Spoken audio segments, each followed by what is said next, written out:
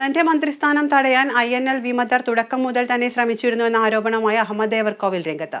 INLനെ ശക്തിപ്പെടുത്താനുള്ള പ്രവർത്തനങ്ങൾക്ക് സജീവമാകും. വിമതർക്ക് പാർട്ടിയിലേക്ക് തിരിച്ചുവരാം. മന്ത്രി എന്ന നിലയിൽ മികച്ച പ്രവർത്തനം കാഴ്ചവെക്കാനായി എന്നും അഹമ്മദ് ദേവർകോവിൽ കോഴിക്കോട് പറഞ്ഞു. മന്ത്രിസ്ഥാനം രാജിവെച്ച ശേഷം ആദ്യമായി കോഴിക്കോട് എത്തിയ അദ്ദേഹം മാധ്യമങ്ങളോട് സംസാരിക്കുകയായിരുന്നു. അഹമ്മദ് ദേവർകോവിലിന് INL പ്രവർത്തകരുടെ നേതൃത്വത്തിൽ ഗംഭീര സ്വീകരണവും നൽകി. ദേശീയ തലത്തിൽ പ്രവർത്തിച്ചു കൊണ്ടിരിക്കുന്ന ഒരു രാഷ്ട്രീയ പാർട്ടിയാണ്. പാർട്ടിയിൽ തന്നെ ഉള്ള ചില അധികാരമോഹികൾക്ക് വല്ലാത്ത നിരാശയുണ്ടായി എന്നതൊരു യാഥാർത്ഥ്യമാണ്. അവരത് പ്രകടിപ്പിക്കുകയും ചില പ്രശ്നങ്ങൾ ഉണ്ടാക്കുകയും ചെയ്ത് മന്ത്രിസ്ഥാനത്തിൽ നിന്ന് എന്നെ പുറത്താക്കാൻ കഴിയുമോ എന്നായിരുന്നു ശ്രമിച്ചത്. INL സംബന്ധിച്ചിടത്തോളം വലിയ രാഷ്ട്രീയ നേട്ടമാണ്. പാർട്ടിക്ക് വലിയ വളർച്ചയുണ്ടാക്കാൻ ഈ കാലഘട്ടത്തിൽ സാധിച്ചിട്ടുണ്ട്. INLൻ്റെ അച്ചടക്കവും INLൻ്റെ ഭരണഘടനയും അംഗീകരിക്കുന്ന ആർക്കും പാർട്ടിയിലേക്ക് വരാം. അങ്ങനെ ഏതെങ്കിലും ഒരു പ്രത്യേക ഗ്രൂപ്പുകളോട് ചർച്ച ചെയ്യേണ്ട കാര്യമില്ല.